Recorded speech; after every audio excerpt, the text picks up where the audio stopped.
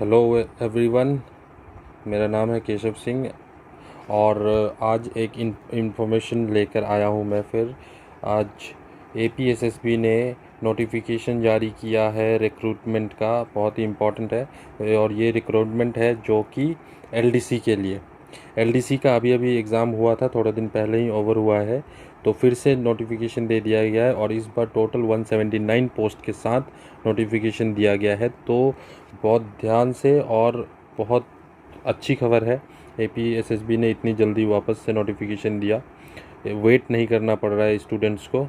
तो 179 पोस्ट, और ये कैरी ओवर पोस्ट है। आपको जैसे मालूम है कि पिछली बार बहुत कम सिलेक्शन हुआ था, टोटल पोस्ट तो 120 कुछ था लेकिन बहुत कम सिलेक्शन हुआ था, तो वो सारा पोस्ट जो है फिर से कैरी ओवर होके टोटल 179 पोस्ट का रिक्रूटमेंट किया गया है ग्रुप सी के लिए। ठीक है, तो सिर्फ यहाँ एलडीसी नहीं है, जेएसए और रिकॉर्ड कीपर का भी है, और साथ ही कुछ और पोस्ट भी, एक दो पोस्ट और एक्स्ट्रा भी इंक्लूड किया गया है। तो देखते हैं आगे क्या क्या है इसमें।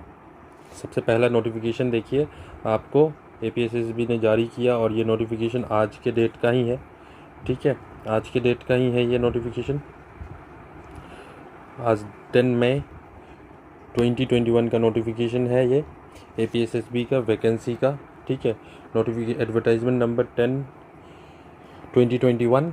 ठीक है, 10 2021 यहाँ पे देखिए आपको मिल जाएगा पोस्ट, और ये एलडीसी का पोस्ट है। देखिए यहाँ पे क्या है, पहला तो एलडीसी पोस्ट कोड जो 7321 जो पोस्ट कोड है, ठीक है, ये एलडीसी के लिए है और ये डिस्ट्रिक्ट वाइज अलॉटमेंट है सीट का। डिस्ट्रिक्ट वाइज अलॉटमेंट है, जैसे कैपिटल कॉम्प्लेक्स में चांगलांग डिस्ट्रिक्ट का, ईस्ट कामेंग, काराडाडी, इस तरीके से लोहित डिस्ट्रिक्ट, लोअर दिबांग। तो क्या किया है, एलडीसी के पोस्ट को डिस्ट्रिक्ट वाइज भी अलॉट कर दिया, मतलब डिस्ट्रिक्ट वाइज कोटा हो गया। ठीक है, तो यहाँ पे आप देख सकते हैं जैसे कि डिस्ट्रिक्ट वाइज कैपिटल कॉम्प्लेक्स में 2 सीट है, चांगलांग में एपीएसटी के लिए अनरिजर्व भी है, ये टोटल पोस्ट है 2। ठीक है, मिलाकर। ठीक है, डीसी चांगलांग के लिए 1, डीसी ईस्ट कामेंग के लिए 3, फिर 14 करादादी के लिए, फिर लोहित के लिए 4, इस तरीके से 1। तो वेरियस ये नंबर ऑफ स्टेट है, आप इसको नोटिफिकेशन को देख सकते हैं। ठीक है, प्लस दूसरा जो इसमें किया है, यहाँ पे डिस्ट्रिक्ट वाइज तो किया ही किया है, फिर उसके बाद डिपार्टमेंट वाइज भी है, जिसको 7421, मतलब कि एलडीसी का ही पोस्ट है। कुछ पोस्ट जो है आपका डिस्ट्रिक्ट वाइज उसका ये हो गया है, आपको एक तरीके से रिज़र्व हो गया है डिस्ट्रिक्ट वाइज, और कुछ आपका डिपार्टमेंट वाइज है। ठीक है, डिस्ट्रिक्ट वाइज में 51 पोस्ट था टोटल, जो रिज़र्व है डिस्ट्रिक्ट वाइज के लिए, मतलब पर्टिकुलर डिस्ट्रिक्ट जो डिस्ट्रिक्ट मेंशन है उसके लिए।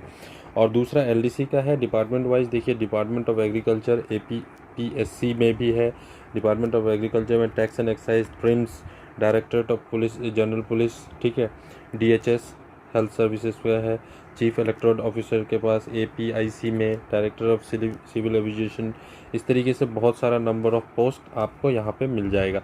और फिर डाटा एंट्री ऑपरेटर का टोटल पोस्ट हमारे पास कितना है, 17 पोस्ट है। ठीक है, तो टोटल हमारे पास इधर आ गया 17 पोस्ट। उसके बाद देखिए जूनियर सेक्रेटरीट में 8 पोस्ट। ठीक है, ये भी डिपार्टमेंट वाइज है, जेएसए का है, 8 पोस्ट है। फिर यहाँ पे एक नया पोस्ट आया है एग्रीकल्चर फील्ड असिस्टेंट का। ठीक है, इनके लिए मैं बता दूंगा आपको, कुछ क्वालिफ़िकेशन अलग से चाहिए। फिर यहाँ पे भी है एक लेबोरेटरी असिस्टेंट के लिए, इसके लिए भी क्वालिफ़िकेशन थोड़ा सा अलग से चाहिए। ठीक है, रिकॉर्ड कीपर जो था पिछली बार भी था, ये हमारे पास आ गया। तो टोटल हमारे पास कितना है, 179 है, जिसमें 154 are reserved for APST and 24 are unreserved. तो ये टोटल वैकेंसी का आपको किस किस टाइप से वैकेंसी डिवाइड हुआ है वो आपको बता दिया गया है। खैर, उसमें हमको जाना नहीं है, हमको मेन क्या काम है, हमको काम है कि एप्लीकेशन किस दिन से फॉर्म फिलअप शुरू होगा। तो 18 तारीख से 18 मई 2021 से शुरू होगा। क्लोजिंग डेट है 16 जून 2021, 3 बजे तक ही। ठीक है, तो 10 बजे से शुरू होगा रजिस्ट्रेशन 18 तारीख को, 18 मई को, और 17 तारीख को 3 बजे तक आपका ये है फॉर्म फिलअप का डेट है ऑनलाइन में। ठीक है, दूसरा टेंटेटिव डेट इस एग्ज़ामिनेशन का 1/8, ठीक है, जो कि अगस्त में हो सकता है। 1 अगस्त टेंटेटिव डेट दिया गया है। तो और इसको रजिस्ट्रेशन कहाँ पे करना है, www.apssb.nic.in, इसको मैं आपको डिस्क्रिप्शन में भी लिंक दे दूँगा, ठीक है। तो ये आपका, ये तो हो गया डेट का। अब पोस्ट में देखिए एजुकेशन क्वालिफिकेशन क्या क्या है।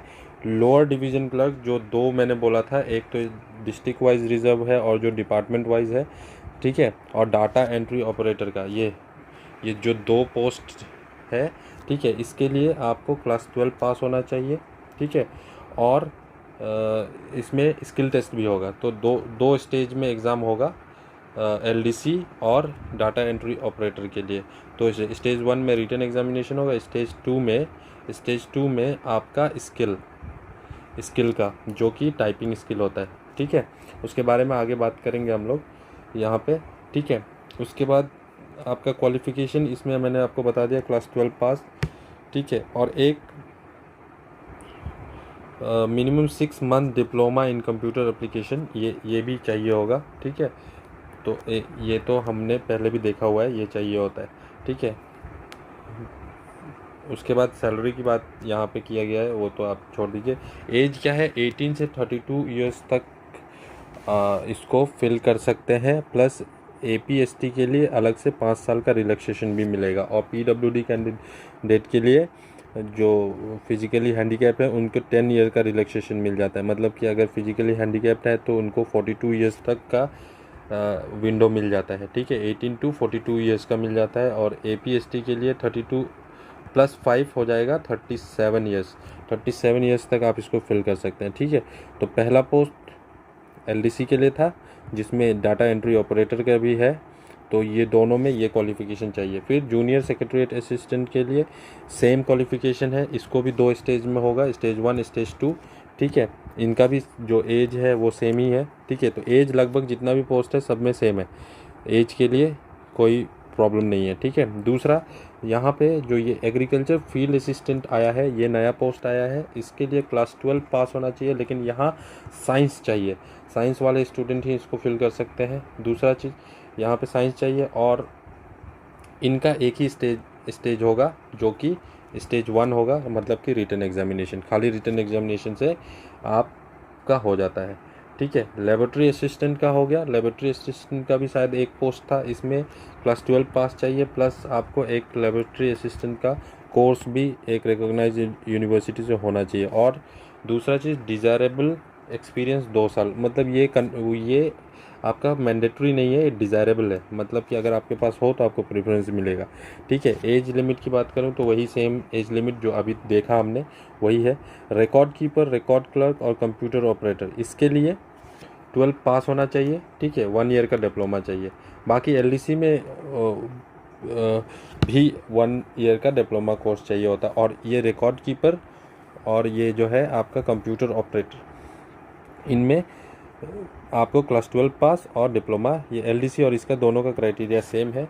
और 18 to 32 ईयर्स इसका एज, सेम एज का तो कहीं पे भी कोई प्रॉब्लम नहीं है। बस ध्यान ये रखना है कि आपका जो यहाँ क्वालिफ़िकेशन है एग्रीकल्चर फील्ड असिस्टेंट के लिए, वो क्लास 12 पास है। और लेबोरेटरी असिस्टेंट के लिए क्लास 12 पास प्लस लेबोरेटरी असिस्टेंट का कोर्स, ठीक है, ये होना चाहिए आपके पास, ठीक है।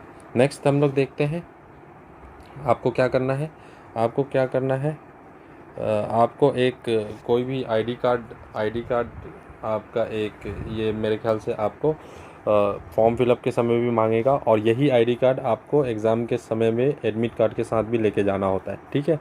और इसका जेरोक्स को लेके जाना होगा, ओरिजिनल को भी लेके जाना होगा, ठीक है, ये एग्जामिनेशन के समय में, ठीक है। फ़ीस क्या है, APST के लिए 150 रुपीज़, जनरल कैंडिडेट के लिए 200 रुपया, ठीक है। PWD के लिए जो physically disability person with disability जो है उनके लिए ये एक्सटेंशन है, मतलब इस एक्सेप्ट किया गया है और इसमें कोई फ़ीस नहीं लगेगा उनको। एलिजिबिलिटी क्राइटेरिया जैसे कि मैंने पहले ही बता दिया, एज क्वालिफ़िकेशन, ये सारा चीज़ आपका सही होना चाहिए, ठीक है। APST को डोमिसाइल आपको प्रेजेंट करना होगा, जो डॉक्यूमेंटेशन की बात हम लोग बाद में करेंगे, पहले स्कीम ऑफ एग्जामिनेशन देख लेते हैं। ठीक है, स्कीम किस तरीके से है आपको मैंने बताया, जैसे कि एग्रीकल्चर फील्ड और लेबोरेटरी असिस्टेंट के लिए सिर्फ एक ही स्टेज में एग्ज़ाम होगा जो कि रिटन होगा, मतलब इनको और कोई स्किल टेस्ट नहीं देना होगा। ठीक है, और दूसरी चीज़ यहाँ पे जब हम लोअर डिवीज़न क्लर्क की बात करते हैं, डाटा एंट्री ऑफिसर की बात करते हैं, जेएसए की बात करते हैं, रिकॉर्ड कीपर की बात करते हैं, तो यहाँ पे 2 स्टेज में एग्जामिनेशन होगा, पहला रिटन एंड दूसरा आपका स्किल टेस्ट। स्किल टेस्ट बहुत इंपॉर्टेंट है, आप लोग स्किल टेस्ट पे थोड़ा ध्यान दीजिएगा। ठीक है, स्किल टेस्ट पे बहुत ज़्यादा ध्यान देना है, क्योंकि पिछली बार स्किल टेस्ट की वजह से बहुत कैंडिडेट आउट हो गए थे। और स्किल टेस्ट में क्या है, ज़्यादातर टाइपिंग जो कि 35 वर्ड्स पर मिनट करना होता है। ठीक है, पर मिनट 35 वर्ड्स आपको टाइप करना होता है, इतना स्पीड आपका होना चाहिए, अदरवाइज़ फिर से सिलेक्शन, अगर आप ये नहीं करते हैं तो रिटन पास भी हो जाए तो आपको आगे बढ़ने का मौका नहीं मिलेगा। ठीक है, सिलेबस की बात कर लूँ तो सिलेबस कॉमन सिलेबस है सभी के लिए। सिलेबस 3 पार्ट में डिवाइड है, जनरल इंग्लिश, एलिमेंट्री मैथ्स और आपका जीके। ठीक है, तो पहले जनरल इंग्लिश की बात कर लें। जनरल इंग्लिश में देखो, स्पॉट द एरर आएगा, फिल इन द ब्लैंक्स आएगा, सिनोनिम्स एंटोनिम्स आता है। ठीक है, स्पेलिंग मिस्टेक्स आता है, आइडम फ्रेजेस आता है, वन वर्ड सब्स्टिट्यूशन आता है, इम्प्रूवमेंट सेंटेंस इम्प्रूव करना, एक्टिव पैसिव वॉइस वर्ब्स। ठीक है, conversion into direct indirect narrations. ठीक है, सफलिंग of sentence part, सफलिंग of sentence in passage, close passage, comprehension passage. ठीक है, यह आपका सिलेबस है जनरल इंग्लिश का। ठीक है, जो कि बहुत कॉमन है, ये तो ज़्यादातर आपका हो जाता है। ठीक है, मैथ्स का सिलेबस बहुत लंबा चौड़ा है, लेकिन क्योंकि ये एलडीसी का एग्ज़ाम होता है तो इसमें इतना ज़्यादा टफ क्वेश्चन नहीं होता, लेकिन सिलेबस तो बहुत लंबा चौड़ा है। देखिए, सिलेबस है नंबर सिस्टम, जिसमें computer of whole numbers, decimals, fraction, relationship between number. दूसरा है फंडामेंटल अर्थमेटिक्स, जिसमें कि आपका ratio and proportion, percentage, square roots, average, interest, compound interest. ठीक है, profit loss, discount, partnership, mixture education, time and distance, time and work. ठीक है, algebra, जिसमें basic algebra, school algebra, elementary, बहुत बेसिक सा अलजेब्रा पूछा जाता है। ज्योमेट्री होगा जिसमें कि ट्रायंगल्स, आपका सर्कल्स होगा। ठीक है, ये हो गया। मेंसुरेशन हो गया, ट्रायंगल्स, क्वाड्रिलेटरल्स। ठीक है, रेगुलर पॉलीगन, ये सब हो गया, मेंसुरेशन में आ गया। फिर ट्रिग्नोमेट्री भी यहाँ पे ऐड किया गया है, ये ध्यान दें, ट्रिग्नोमेट्री भी यहाँ पे ऐड किया गया है। ठीक है, अब कितने क्वेश्चन ट्रिग्नोमेट्री से होते हैं ये तो देखने वाली बात है, पर ट्रिग्नोमेट्री ऐड कर दिया गया है। ठीक है, सिंपल ट्रिग्नोमेट्री। फिर स्टैटिक्स चार्ट्स हो गया। ठीक है, ग्राफ्स, हिस्टोग्राम्स, बार ग्राफ हो गया, जिसको फ्रीक्वेंसी पॉलीगन बोलते हैं, पाई चार्ट बोलते हैं। ठीक है, ये हो गया आपका। जनरल इंटेलिजेंस भी यहाँ पे आ गया है, जिसको हम रीजनिंग बोलते हैं। शायद रीजनिंग पहले नहीं हुआ करता था, इस बार इंक्लूड किया गया है। ठीक है, ध्यान देना, और ये सारा का सारा मैथ्स के अंदर आएगा, ये सारा का सारा। तो लंबा चौड़ा सिलेबस है मैथ्स का, मैथमेटिक्स पे आपको ध्यान देना होगा। ठीक है, जनरल नॉलेज में हमारा सिलेबस क्या है देख लेते हैं हम लोग। जनरल नॉलेज में हमारा सिलेबस क्या है, यहाँ पे क्वेश्चन है रिजल्ट, हाँ, ये है आपका history, culture, geography, economics, general policy and scientific researches. ठीक है, ये आपका, तो जनरल नॉलेज तो खैर कहीं से भी पूछा जाता है, बेसिक ही है। क्वेश्चन का टफनेस पे डिपेंड करता है। एलडीसी का एग्ज़ाम में इतना टफ जनरल नॉलेज होगा नहीं। एग्ज़ाम में 150 क्वेश्चन मिलेंगे, जो कि 300 मार्क का होगा। हर एक क्वेश्चन 150 क्वेश्चन में हर एक क्वेश्चन 2 मार्क्स का होगा, और इसको टोटल आपका 300 पे इवेलुएट किया जाएगा। और ध्यान रहे, पिछली बार 250 से एबव कट ऑफ था। ठीक है, बहुत लोग गलत इन्फॉर्मेशन फैला रहे थे कि 280 290 कट ऑफ गया है, नहीं, रिटन क्वालिफाई होने के लिए 250 कट ऑफ था। ठीक है, 254 वाले स्टूडेंट्स भी जो एस्पिरेंट्स थे वो भी क्वालिफाई किए थे। तो ये हो गया, 250 पिछले बार का कट ऑफ था, ये ध्यान रखिए। अभी जो जस्ट रिसेंट एक डेढ़ महीने पहले जो रिजल्ट आया उसके बेसिस पे मैं बात कर रहा हूँ। ठीक है, कैंडिडेट मस्ट सिक्योर 33%, मिनिमम 33% होना चाहिए हर एक सब्जेक्ट में, मतलब कि इंग्लिश में भी 33% होना चाहिए। अदरवाइज़ आप एक सब्जेक्ट में ज़्यादा करते हैं, दूसरा सब्जेक्ट में कम करते हैं, तो आपका डिस्क्वालीफाई हो जाएंगे। तो हर एक सब्जेक्ट में, जैसे कि आपको 50 क्वेश्चन है तो हर एक क्वेश्चन 100 मार्क्स है, तो कम से कम मिनिमम आपको हर एक सब्जेक्ट जो है 100 मार्क्स का होगा, क्योंकि 300 मार्क है तीन पार्ट में, तो हर एक पार्ट में आपको मिनिमम 33 मार्क्स तो होना ही चाहिए, ठीक है, अदरवाइज़ आप वहीं पे डिस्क्वालीफाई हो जाते हैं। अगर एक भी पार्ट आप छोड़ देते हैं 33 से नीचे होता है तो एग्रीगेट में 45% होना चाहिए, ठीक है, जो कि सब सब्जेक्ट को मिला के मिनिमम। लेकिन ये आपका कट ऑफ नहीं होता है, ध्यान रखना है, कट ऑफ आपका अलग ही जाता है, वो डिपेंड करता है किस तरीके से हो रहा है, ठीक है। दूसरा स्टेज जो है वो स्किल टेस्ट है। स्किल टेस्ट में आपको 1:3 रेशियो में बुलाया जाएगा, मतलब एक पोस्ट पे 3 बच्चों को बुलाया जाएगा, ठीक है। सपोज़ करो 179 पोस्ट है, तो जब स्किल टेस्ट होगा तो जितना भी 179 पे तो सबको स्किल टेस्ट नहीं देना है, तो जितना भी पोस्ट स्किल टेस्ट पे होगा, सपोज़ करो आपका 100 पोस्ट है जिसमें स्किल टेस्ट होगा, तो 300 लोगों को बुलाया जाएगा स्किल टेस्ट देने के लिए। और स्किल टेस्ट में आपको टाइपिंग है, जो कि मोस्ट इम्पॉर्टेंट, 35 वर्ड्स पर मिनट आपको टाइप करना होता है, ठीक है। और दूसरा टेस्ट है आपका वर्ड प्रोसेसिंग, माइक्रोसॉफ्ट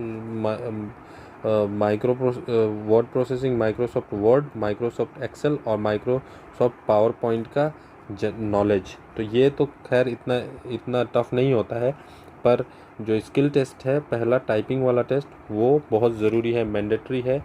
और मैंडेटरी है किस किस के लिए? देखिए, एग्रीकल्चर फील्ड असिस्टेंट और लेबोरेटरी असिस्टेंट को नहीं चाहिए, बाकी रेस्ट ऑफ द जितना भी पोस्ट था उन सब को ये मैंडेटरी है, मतलब कि सेकंड पार्ट आपको देना होगा, स्किल टेस्ट देना होगा, ठीक है। और अप्लाई कैसे करना है? अप्लाई आपको कैसे करना, ऑनलाइन जाना है apssb.nic.in पे, ठीक है। सबसे पहले आपको एक स्कैन सिग्नेचर और अपना लेटेस्ट फ़ोटो का एक सॉफ्ट कॉपी बना लेना है, और आप जब साइट खोलेंगे तो उसको अपलोड करना पड़ेगा आपको, ठीक है। तो अपलोड करने के बाद और जो भी फॉर्म फिलअप करना है वो कर लेना है, ठीक है।